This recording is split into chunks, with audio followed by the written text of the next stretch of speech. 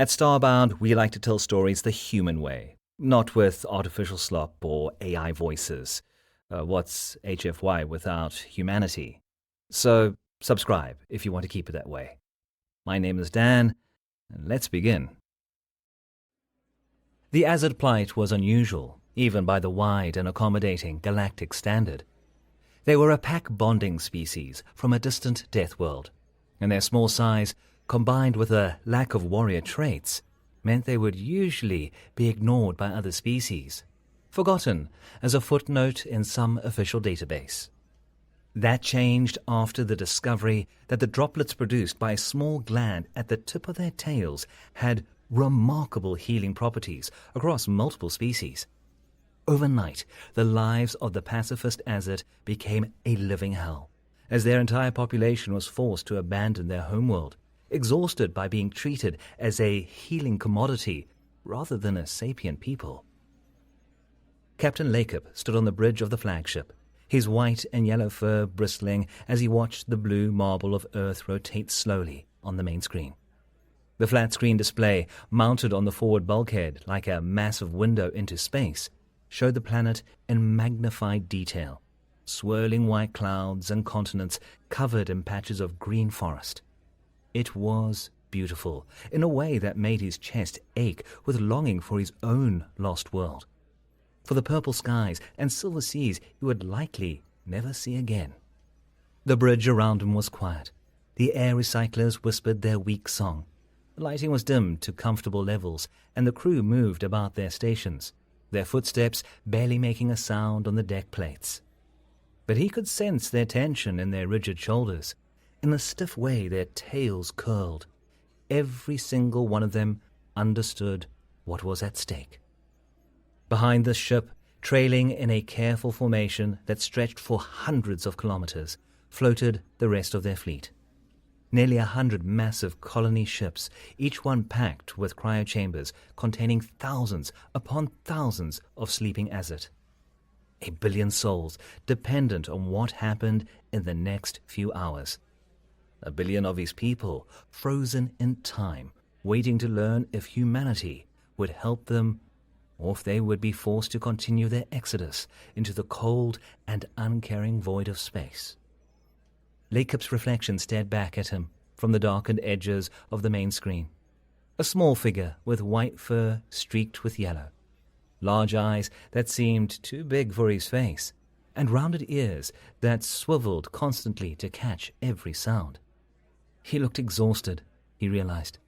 The journey had taken its toll on all of them, but especially on those who had stayed awake to pilot the ships and make the impossible decisions.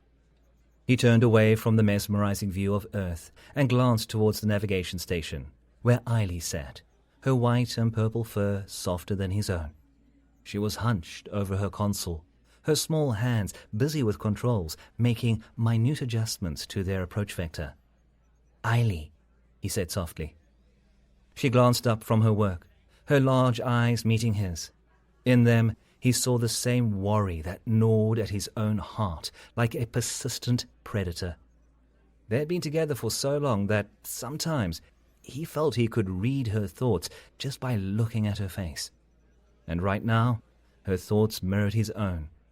Hope mixed with dread, determination shadowed by fear. "Do you think this first contact is really a good idea?" Lacob asked, moving closer to her station. "It's true the humans never tried to trade with us or capture us for our healing drops, but they also largely ignored our species. We were beneath their notice, too small to matter.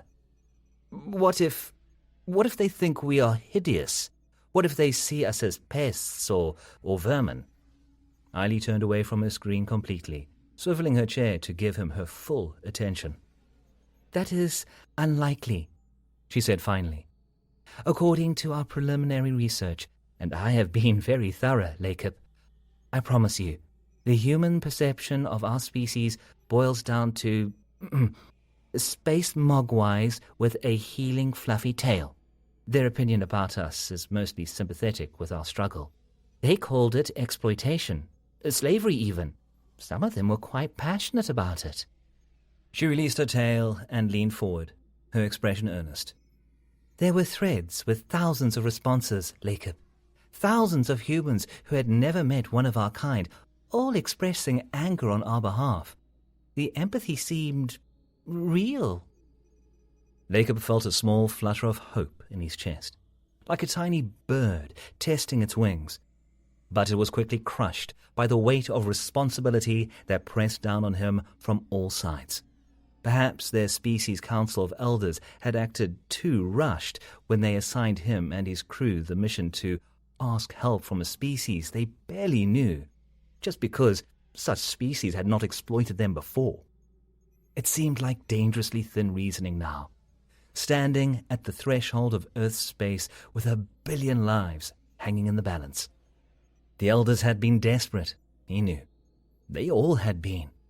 After fleeing their homeworld, they had spent months searching for sanctuary, only to be turned away time and time again.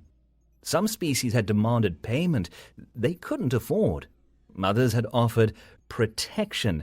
That was clearly just another form of exploitation.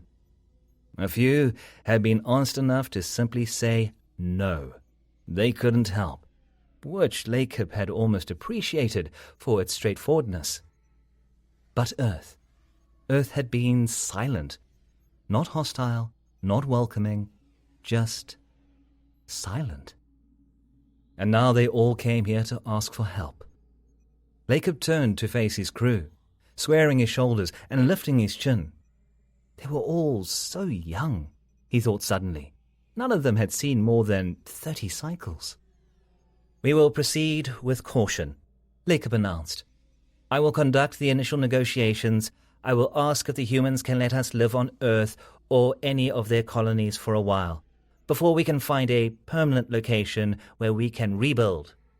One day we will become strong enough to return to our home planet, without the risk of any other species bothering us, because of the very trait that allowed us to care for our families and friends."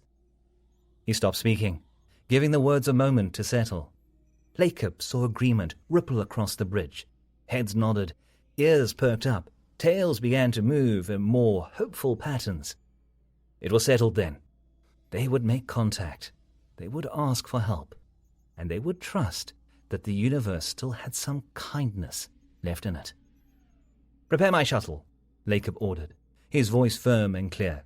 "I will get closer to Earth alone. If this goes badly, there's no reason for anyone else to be at risk."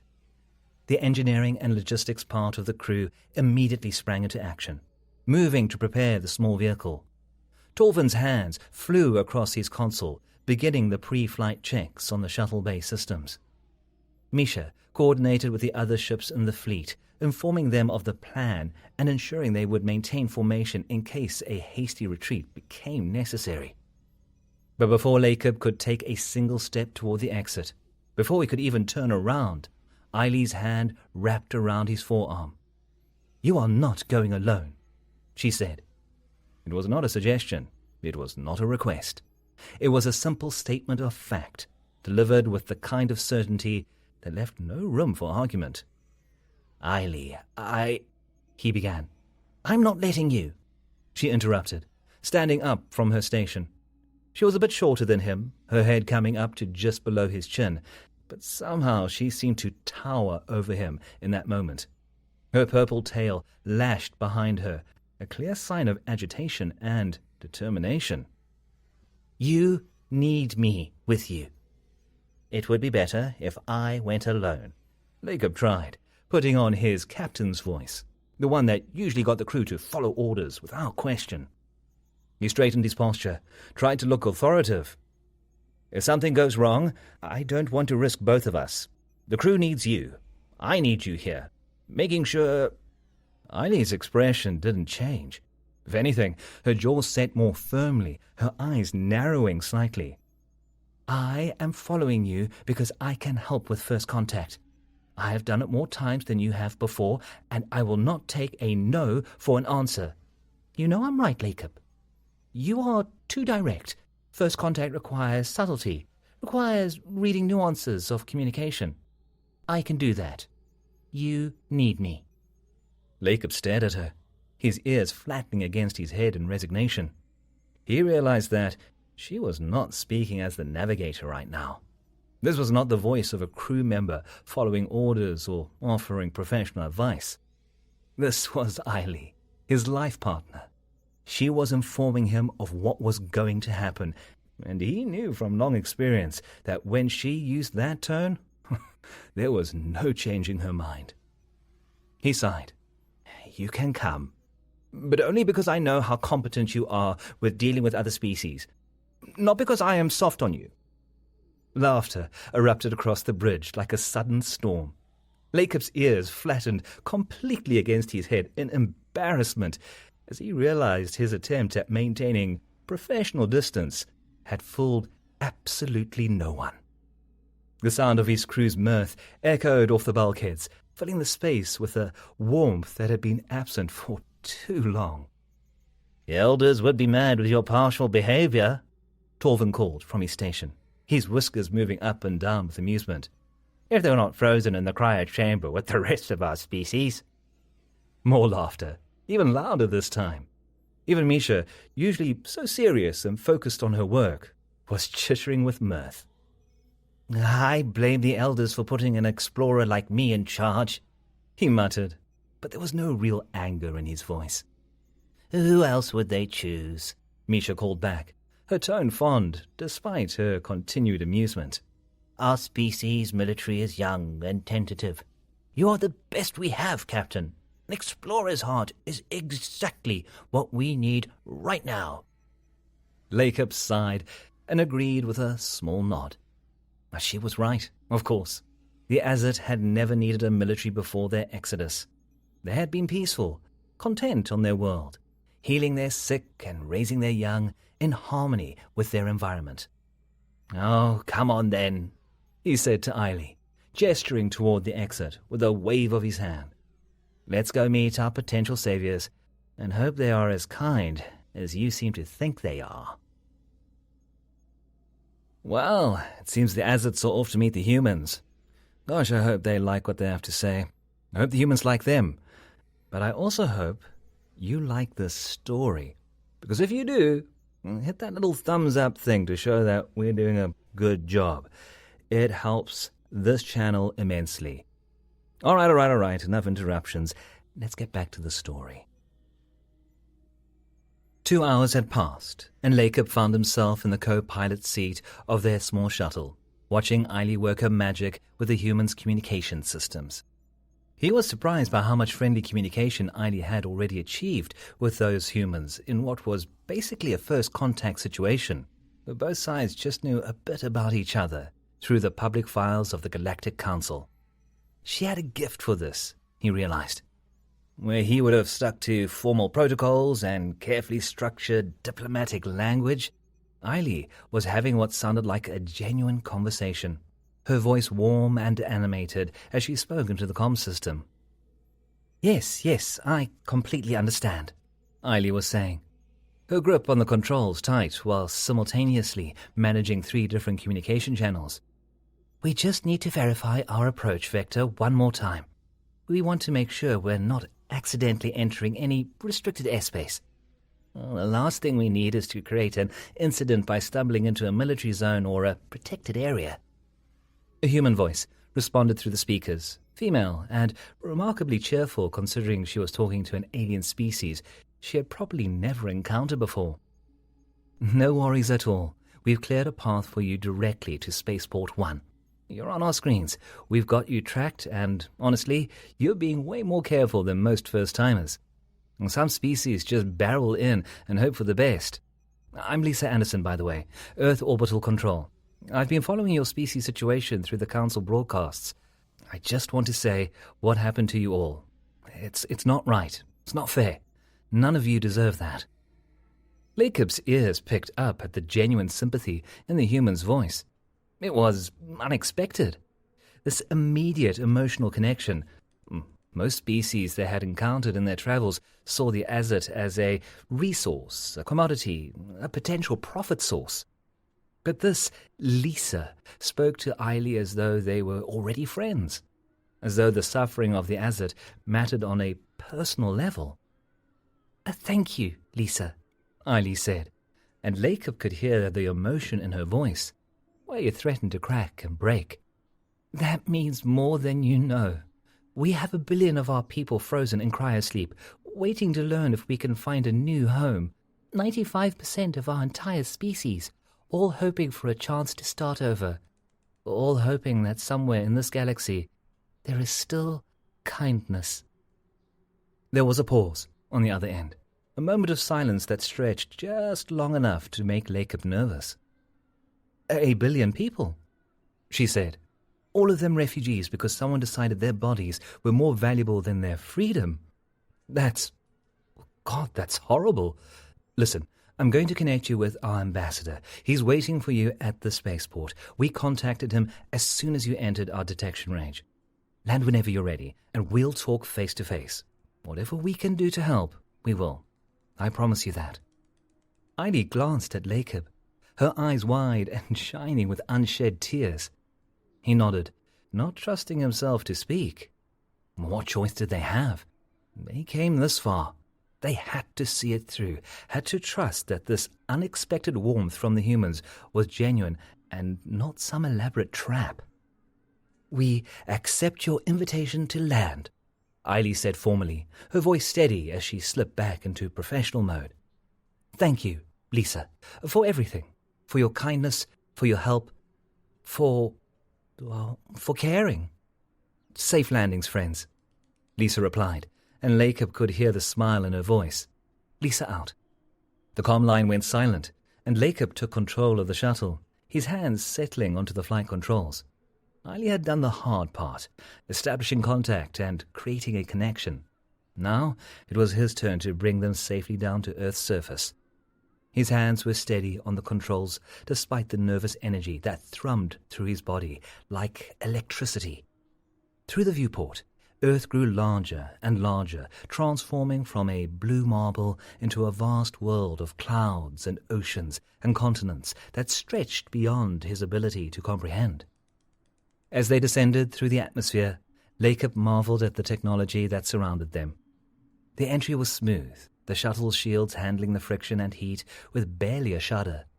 The sky around them transitioned from black to deep blue to lighter blue as they descended.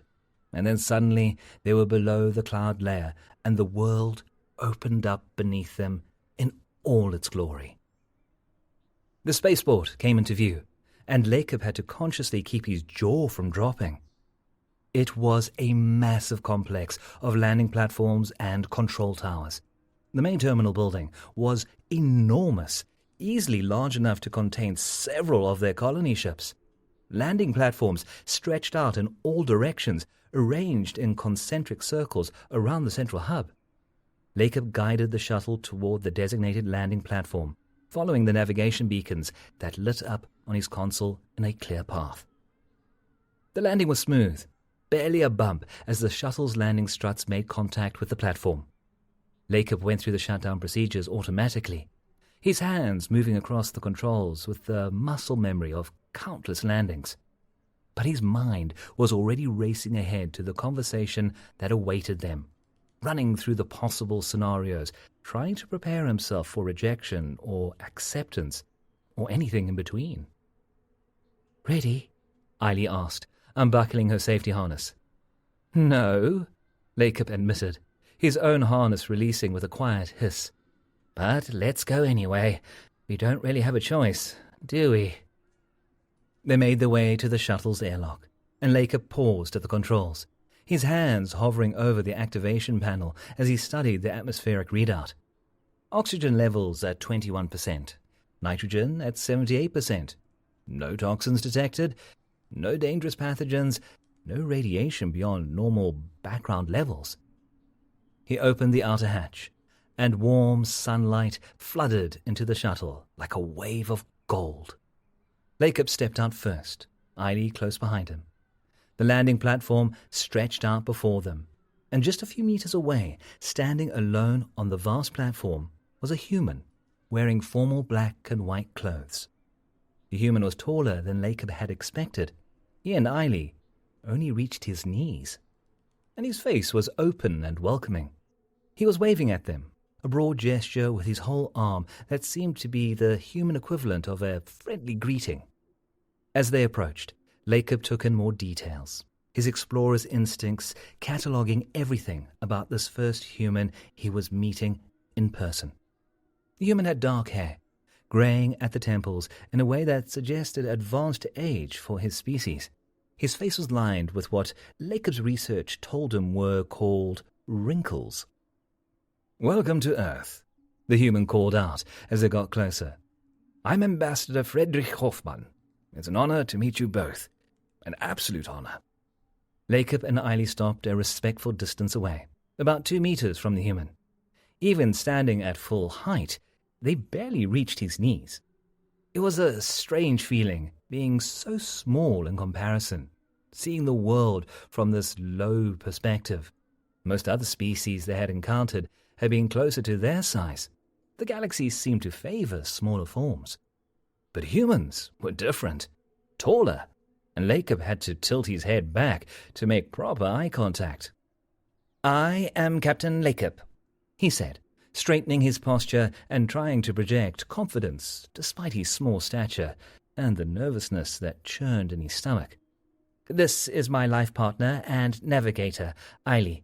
We come on behalf of our people, the Azet, to request sanctuary." He realized he was moving straight to business, but he couldn't help himself.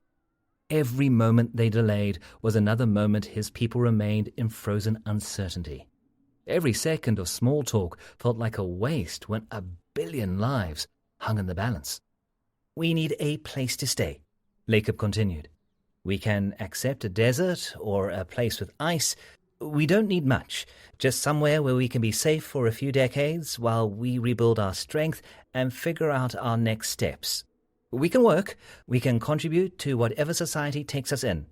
We're skilled engineers, researchers, explorers. We just need somewhere that won't see us as commodities. Somewhere..."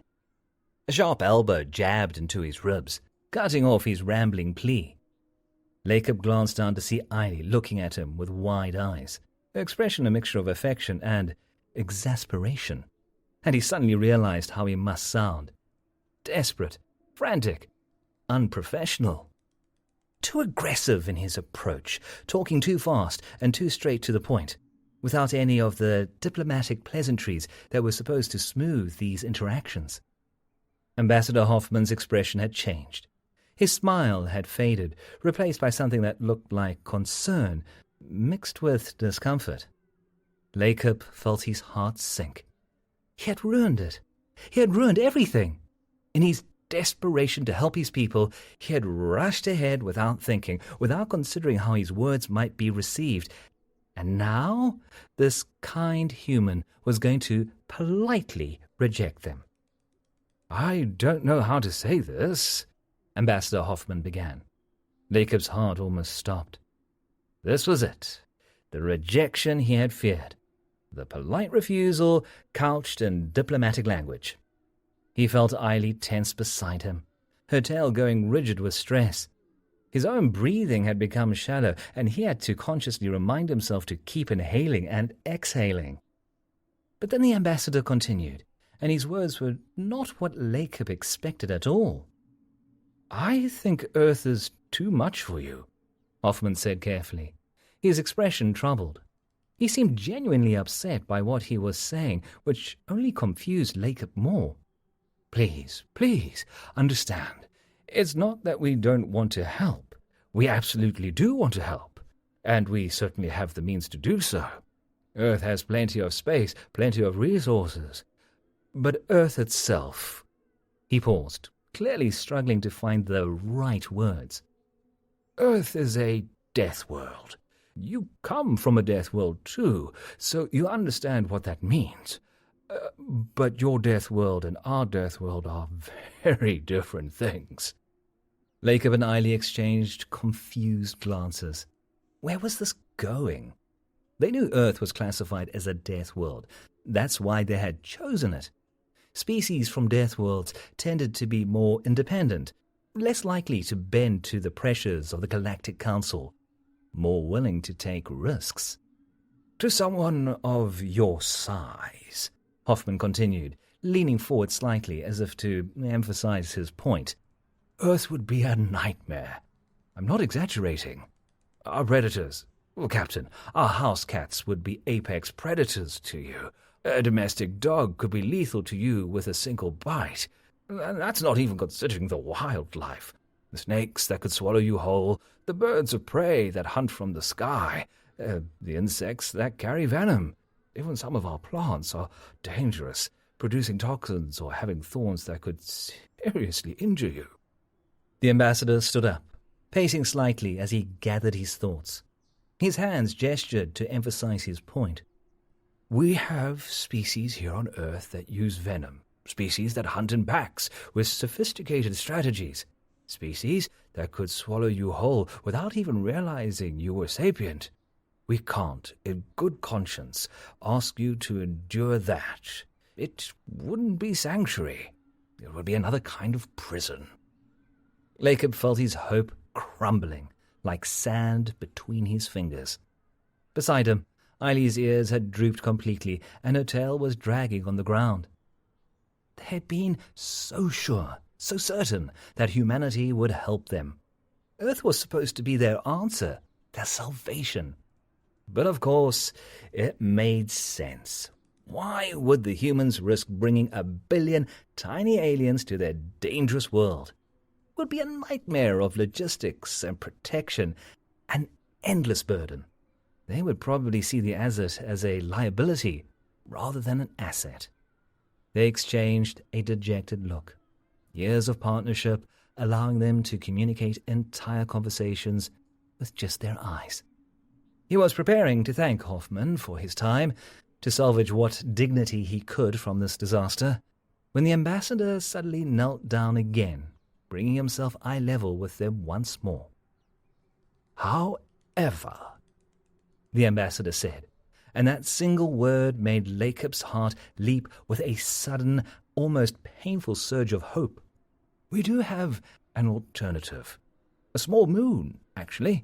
It was one of the first outer system colonies we established, but there isn't much human presence there. At the moment, it hosts only a research station, a staff of about 50 scientists studying atmospheric dynamics and geological processes. Hoffman's expression grew animated as he explained, his hands moving in descriptive gestures. That moon used to be bare, just rock and ice with a thin atmosphere and little more. But humanity claimed it 2 centuries ago when we first entered the galactic stage. It was one of our first major terraforming projects. We used engineered Earth algae to terraform it, to give the place breathable oxygen and establish some basic ecosystem. It took decades, but we were successful. It's not much by Earth standards, mostly grasslands and small forests, some lakes and rivers formed from the melted ice. The climate is mild, the resources are adequate for supporting a population, and most importantly...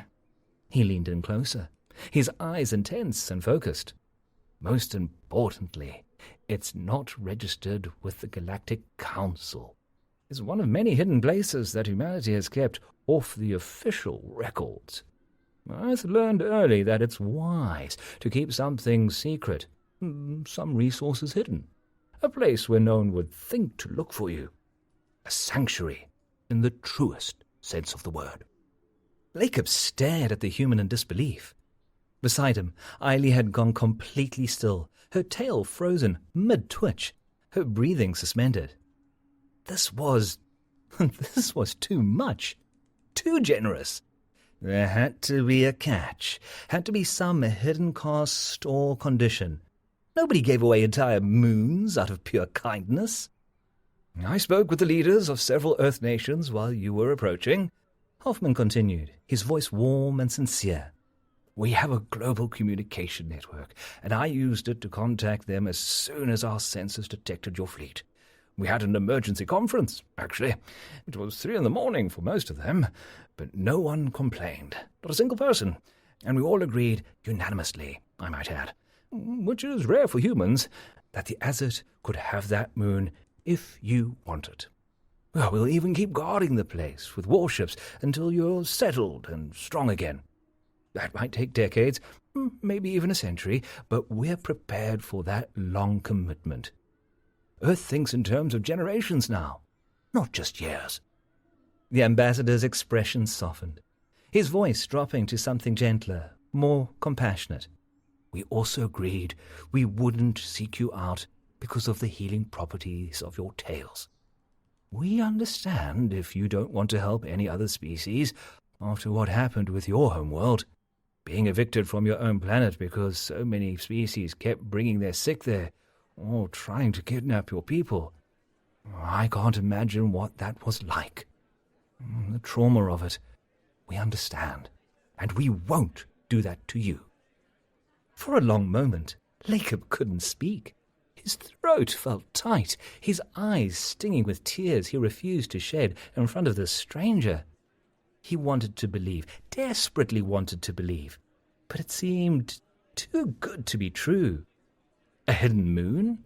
Protection? Respect for their boundaries and their trauma. It was everything they needed, and more than they had dared to hope for in their darkest moments. How can you resist the temptation?" Lacob finally asked. He had to know, had to understand what made humans different from all the other species who had seen the Azet as nothing more than a resource. "Our healing. It works on so many species. We've seen what it can do. We've watched people throw away their ethics for even a chance at it. How do we know you won't change your minds once we're settled? Once you see what we can do? Once you have sick loved ones who could be saved? How do we know you won't become like all the others?" To his surprise, Ambassador Hoffman laughed. It wasn't a mocking laugh, but a genuine sound of amusement mixed with understanding. The sound was warm and full, echoing slightly across the empty platform. "We have good tech for curing diseases," the human explained, still smiling. His whole face had lit up with the expression. "Well, not perfect, mind you. We still lose people to some diseases, to genetic disorders, to accidents and age. But good enough that we don't need to rely on other sapient beings as medical tools. Basically, we're not desperate enough to compromise our ethics." Hoffman shook his head ruefully, his expression becoming more serious. "Besides, Earth has had to deal with a lot of aliens who want to come here to exploit our local fauna and flora. Did you know that there's a species of frog in Australia whose skin secretions are incredibly potent drugs for the Ventari? They get a high from it that their own biology can't produce, and they've offered us enormous sums of money for the right to harvest these frogs. Or that certain earth flowers produce pollen that act like a performance-enhancing substance for the Crete. They want to use it for athletic competitions. We've even had species try to kidnap earth animals because they find them fascinating or useful." He stood up, brushing off his knee, his expression grave. "We've had to establish very strict policies about who can visit Earth and under what circumstances. So our policy now is to support other species when they're in a similar situation as the Azet. We understand what you're going through. We've been there, in our own way, and we're not going to perpetuate the cycle of exploitation. That's not the kind of species we want to be." Lacob looked at Eiley and saw his own cautious hope reflected in her eyes. Her ears had perked up again, and her tail was beginning to move in small, tentative swishes. They had a choice to make, right here and now. Trust these humans, accept their extraordinary offer, or continue their search elsewhere. But where else would they go? Who else in all the galaxy had offered them not just shelter, but protection and respect and understanding? Lacob began, then cleared his throat and started again, forcing his voice to be steady. "We would like to accept your offer, but we would like to stay on Earth for a while first, if that's permitted.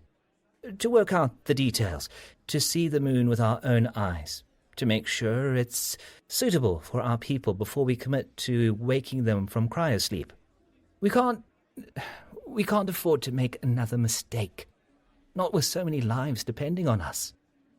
"Of course," Hoffman agreed immediately, nodding enthusiastically. "We've already prepared quarters for you at the embassy. Comfortable rooms with adjustable temperature and humidity. You can stay as long as you need."